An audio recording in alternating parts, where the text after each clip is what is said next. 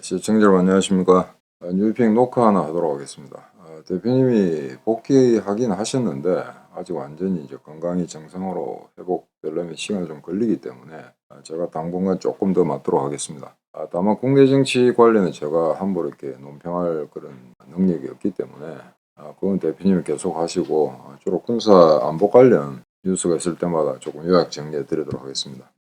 일주일에 한 번은 용정호텔에서 하니까 그게 좀 이렇게 시선이 떨어지는 그런 측면도 있지 않습니다. 수요일날 녹화하고 나니까 목요일날, 금요일날 새로운 뉴스가 터지는데 독자들은 토요일날 그 옛날 뉴스를 보게 되니까 시간대가 좀 안 맞는 경우가 있죠. 중간중간에 그 이제 가교역화를 하는 방송을 몇 개 찍도록 하겠습니다. 오늘 이제 미사일 이야기를 좀 하겠습니다. 북한 미사일, 그 다음에 21일날 푸틴이 연두교세에서 지금 스타트를 이제 중단하겠다. 죄송합니다. 2010년부터죠. 중단하겠다고 나섰기 때문에 온 세계가 이제 완전 핵 경쟁 시대로 다시 돌입하는 게 아닌가 이런 좀 이야기가 나오고 있습니다. 그래서 그걸 좀 정리를 해야 되겠는데 제가 태어난 해가 1962년입니다. 그때 쿠바 미사일 사태가 그래서 쿠바가 이제 공산 정권인데 거기에 소련이 그 당시는 스탈린이 아니고 이제 후르츠초프 집권 시기였습니다. 거기다 미사일 기지를 설치하려고 이제 배가 쿠바 쪽으로 향하게 됩니다. 그래서 미국은 그걸 봉쇄하겠다, 막겠다. 소련 함정들은 그대로 쿠바를 진격하겠다.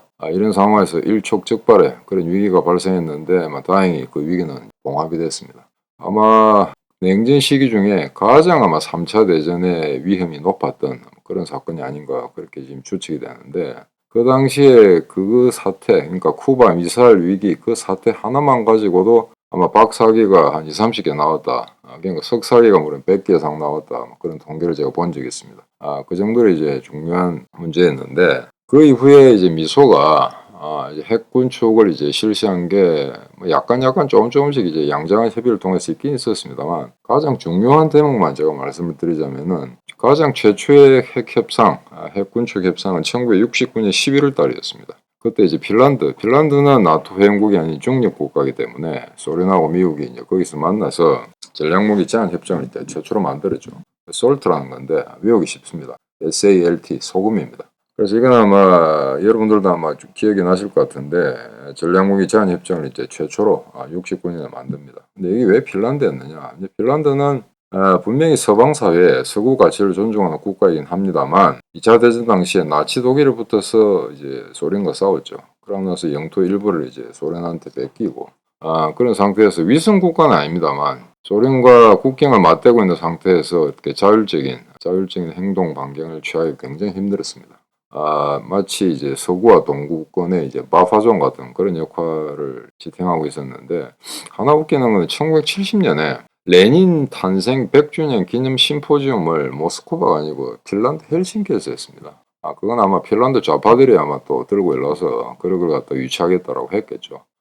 그래서 그거는 이제 소련 측은 이거 봐라. 레닌 심포지움을 갖다가 핀란드에서 하게 되면은 우리가 핀란드에 영향권이 있다는 거 보여주겠다. 그래서 이제 어처구니없이 하여튼 레닌 100주년, 그러니까 레닌은 1870년에 태어났습니다. 1970년에 레닌 탄생 100주년 기념 심포지움을 핀란드에서 하는. 그래서 그런 굉장히 정치적으로 애매한 그런 입장의 나라였는데 이번에 우크라이나 사태를 통해서 이제 나토에 가입하겠다. 아마 스웨덴보다는 더 빨리 가입할 것 같습니다. 그래서 이제 그런 이제 내막이 있었고 그러다가 이제 1970년 5월달에 이 협정을 이제 바로 맺은 건 아니고 1929년에 이제 그걸 스타트했죠. 그래서 닉슨 브레즈네프가 정식으로 서명한 거는 1972년 5월달입니다. 그러고 있다가 이제 그것도 이제 제대로 지켜지지가 않죠. 왜냐면은 완전하게 투명성 있게 서로가 서로를 갖다 이렇게 까내 보이면서 너가 핵무기 얼마 있냐 우리 얼마 있다 이렇게 하는 게 아니기 때문에 설사 그렇게 공표했다 하더라도 그 믿을 사람이 없죠. 미소 군당국이 서로를 믿지를 못하니까. 그러다가 이제 1987년에 중거리 핵 전력 조약이라는 게 있습니다. INF라는 거. 그래서 이제 중거리 탄도미사일 이 숫자를 제한하자 이래가지고 이제 미소가 그렇게 합의를 했죠. 그러고 나서 이제 지금 말씀드리는 스타트라는 게 출범하게 됩니다. 1991년입니다. 그래서 이거는 이제 전략무기 감축 협정을 스타트라고 이제 하면서 그걸 갖다가 6,000기 이내로 줄이자. 그렇게 이제 합의를 합니다. 합의를 했다가 이때 1991년 이거는 이제 소련 체제가 무너지는 바로 그 해죠. 그러니까 이런 이제 미국 일변도에 미국이 주도권을 쥐면서 이런 협상을 강행할 수가 있었던 겁니다. 그러다가 21세기 들어와서는 이제 오바마하고 푸틴이 아닌 메드베데프 그 사이에 뉴스타트라는 걸 만들게 됩니다. 그러니까 1991년의 정신을 계승해서 다시 한번 이제 쇄신하는 거죠. 그게 2010년의 뉴스타트. 그러니까 91년은 그냥 스타트, 2010년은 뉴스타트 이렇게 외우시면 될 것 같습니다. 그래서 그때는 이제 이 오바마하고 메드베데프 사이에 어떻게 약속을 했냐면은 핵 단두를 1550기까지 줄이자. 핵 투발 수단, 운반체는 700기까지 줄인다. 이렇게 해가지고 지금까지 왔습니다. 그런데 그 중에 트럼프가 집권하면서 2019년에 중거리 핵 전력 조약 INF는 이제 폐기시켜버리죠. 탈퇴를 해버립니다. 왜 그러느냐? 중국이 새로운 도전 세력으로 등장을 하는데 러시아하고 무기 감축 이런 걸 해봐야 그러면은 중국은 그 조약 당사국이 아니기 때문에 무한대로 핵 탄두를 보유할 수 있게 되거든요. 핵미사일도 증강시킬 수 있고. 그러니까 이거는 러시아가 그냥 우리끼리 조율하고 통제하고 감시하는 거 의미가 없다. 그래서 그 행동 자체는 굉장히 도발적이었습니다만 군사 섭리적인 차원에서 보자면 트럼프의 행동은 뭐 지당한 그런 측면도 없지 않아 있습니다. 근데 2019년만 하더라도 그렇게 무슨 뭐 핵위기라든가 냉전 시대를 회귀한다든가 그런 식의 논평은 별로 없었습니다. 그러다가 이제 바로 어제죠. 그저께 2023년입니다. 푸틴이 연도교서를 이제 발표를 하면서 우크라이나 전쟁의 정당성 말도 안 되는 이야기를 하긴 했습니다만 뉴스타트를 중단을 하겠다. 그러니까 완전히 폐기하는 건 아니고 핵 사찰, 이 협정에 따르면 서로가 핵 사찰을 받아야 됩니다. 근데 그 핵 사찰, 예컨대 미국이나 서방이 이제 러시아에 들어가서 러시아에 뭐 핵무기가 어떤 게 있는지, 핵 탄두가 어떻게 관리되고 있는지 그 핵 사찰 자체를 허용하지 않겠다 이렇게 나오는 거죠. 그래서 그럼에도 불구하고 지금까지 미국과 러시아는 ICBM이라든가 SLBM이라든가 그러니까 대륙간 탄도, 그다음에 잠수함 발사, 대륙간 탄도 이런 걸 발사할 때마다 서로 이제 연락은 합니다. 아직까지 그런데 정보 공유는 하고 있는 상태고요. 그거는 조약의 틀 내에서 서로가 의무지어져 있는 거기 때문에 그렇게 하고 있습니다. 그래서 아마 지금 현존하는 전 세계 ICBM 중에 가장 크고 강력하다는 거 사르마타. 이걸 갖다 바로 어제 아마 발사를 한 것 같은데 그 발사하기 전에 러시아는 미국에 통보를 했다고 합니다. 우리가 이런 실험을 한다. 그런데 그 실험이 아마 실패로 끝난 것 같습니다. 그래서 러시아 국내 언론에서는 별로 다루지 않는데 일부 서방 언론에서는 이게 뭐 러시아가 이걸 실패했다. 그래서 여전히 이제 우크라이나 전쟁 발발 이후에 군수경제 문제가 있는 게 아닌가 막 그런 식으로 추측하는 기사들이 있습니다. 그런데 지금 우려하는 거는 이겁니다. 뉴스타트가 만약에 중단된다면은 그 다음에 핵 경쟁이 가소가 되겠죠. 그럼 이제 어떻게 되는가? 그래서 미국의 이제 과학자 학회던가 협회던가 하는 데서 오늘 이제 발표를 했는데 만약 이대로 간다면은 미국이 현재 1670개에서 3570으로 러시아는 1674에서 2620% 늘어난다. 여러분 좀 이상하지 않습니까? 보통 미국과 러시아가 전 세계의 핵 탄두의 한 90% 가지고 있는데 대개 5,000개, 6,000개 가지고 있다고 들었지 않습니까? 그런데 왜 이게 2,670, 5,674냐? 네, 맞습니다. 근데 지금 이번에 이야기한 건 1,670 이 수치는 전략 핵입니다. 전술 핵이 아니고 전략 핵입니다. 그래서 전체 핵은 전략 전술 다 합한 핵의 숫자는 핵 탄두의 숫자는 가장 보수적으로 잡았을 때 미국이 5,977, 그다음에 러시아가 5,428. 근데 이제 가장 크게 잡았을 때 아마 더 감추고 있는 게 있을 거다라고 이제 정밀 조사했다 하더라도 한계가 있겠죠.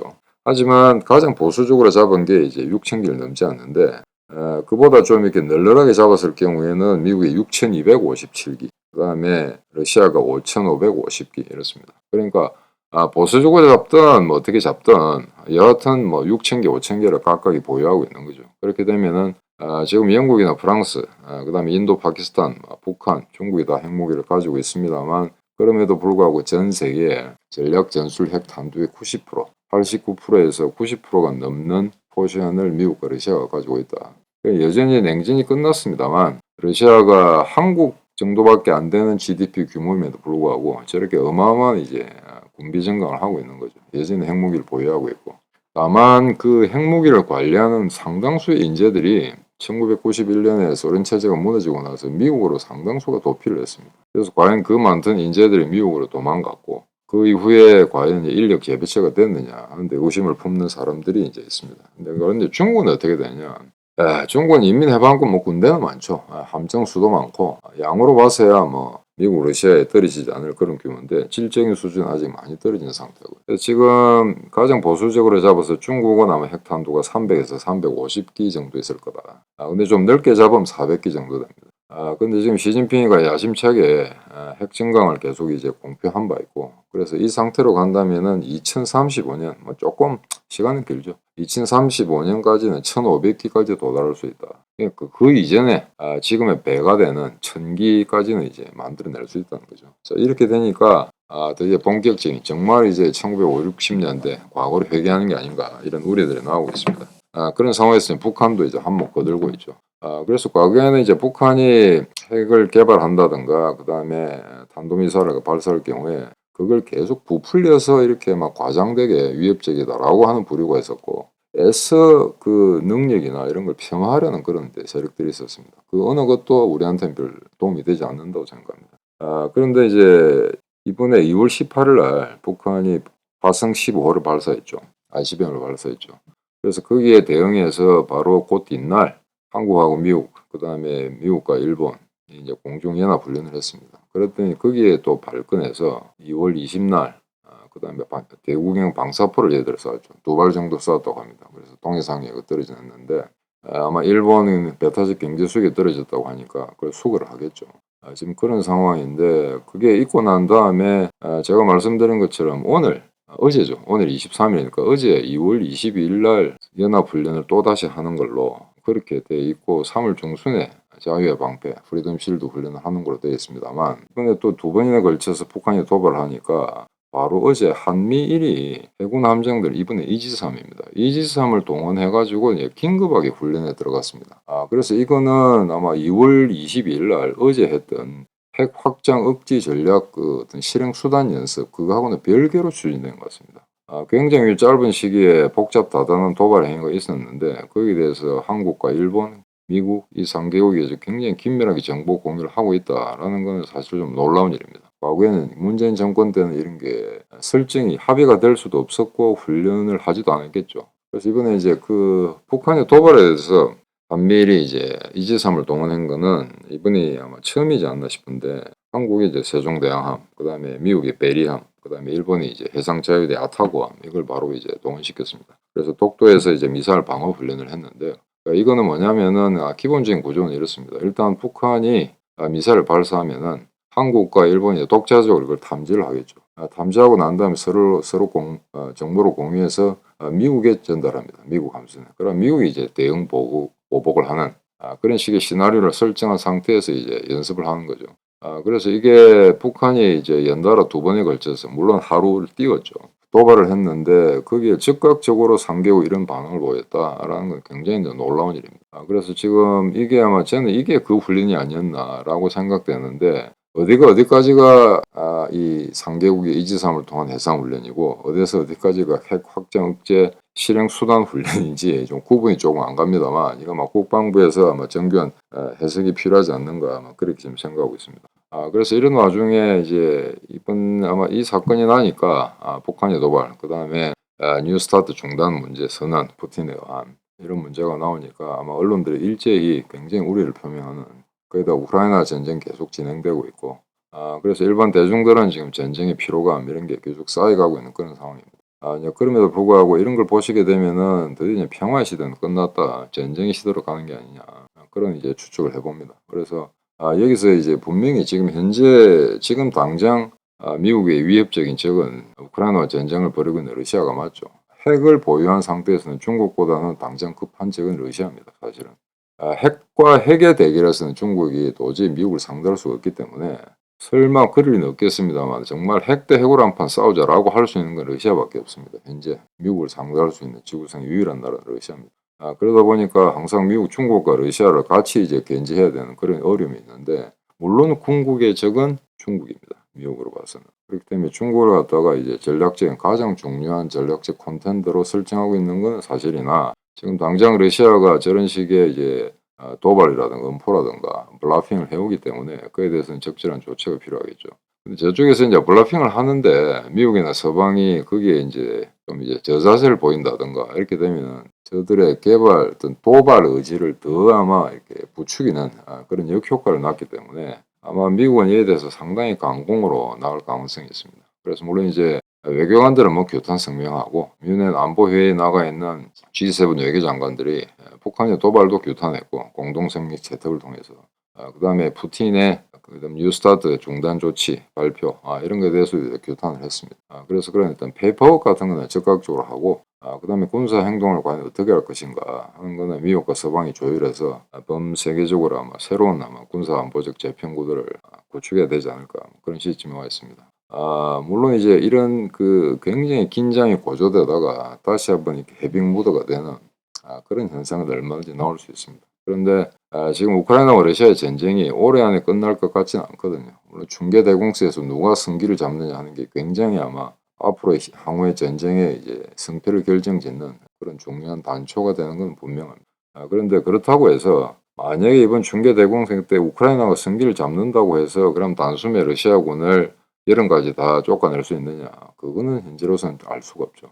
지금 생각보다 이제 무기 공여는 이제 활발하게 논의가 되고 있습니다만 아직까지 실질적으로 이제 우크라이나 영내로 들어와서 실전 배치되는 데는 상당한 기간이 필요하기 때문에 지금 당장 수천 대의 전차가 있다, 수백 대의 전투기가 들어왔다 한다면 한판 승부를 벌여볼 만하겠죠.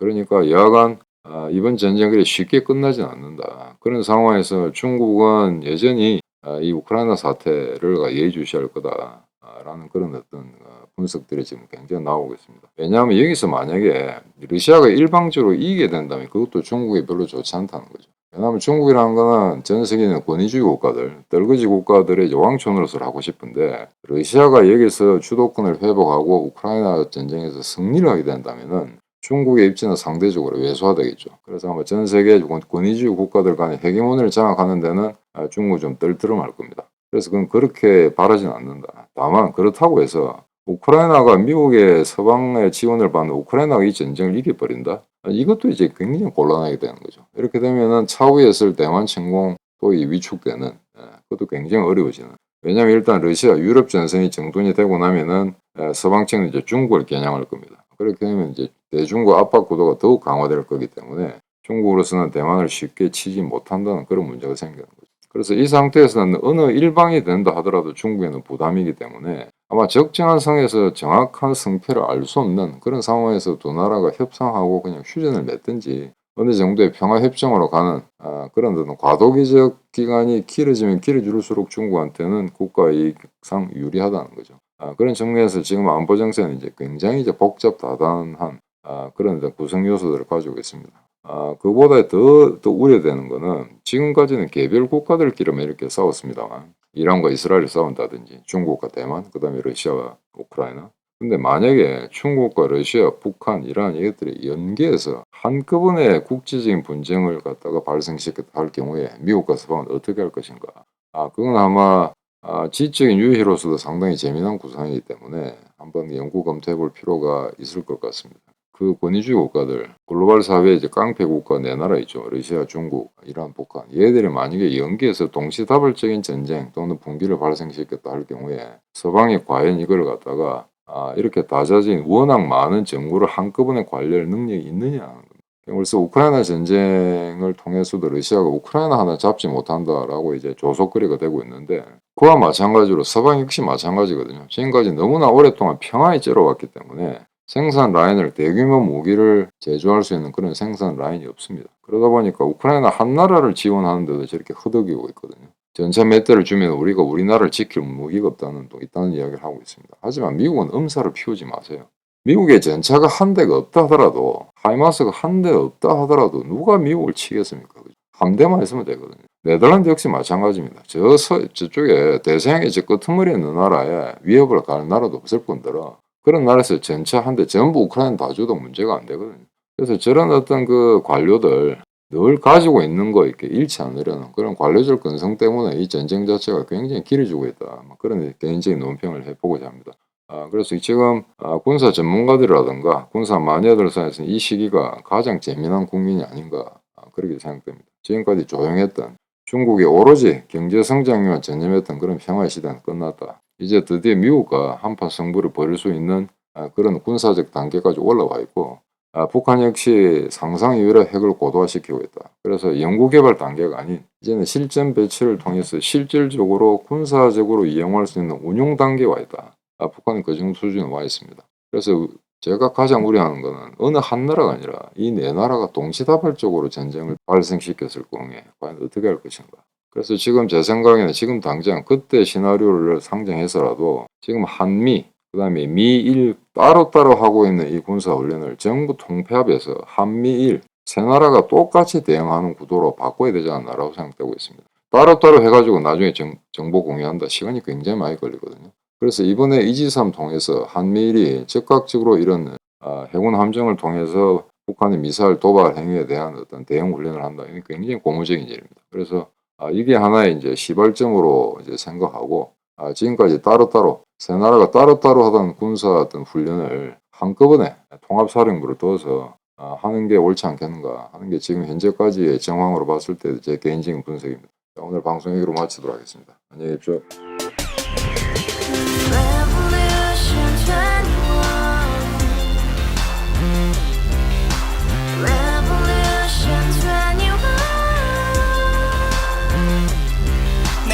서른 월세 30 코인빚만 300 서울에 온지 벌써 10년 아둥바둥 버텼지만 여전히 난 반지 하에 제왕 곰팡이 연문제약 내비랭 깡통 망통 완전히 폭망 고시원 창문만큼 작아진 내 꿈 연애 결혼 내 집 모든 게 헛꿈 1년 전 떠난 여친 울며 말했지 같이 써봤자 평생 가본 게 꼭꼭꼬라지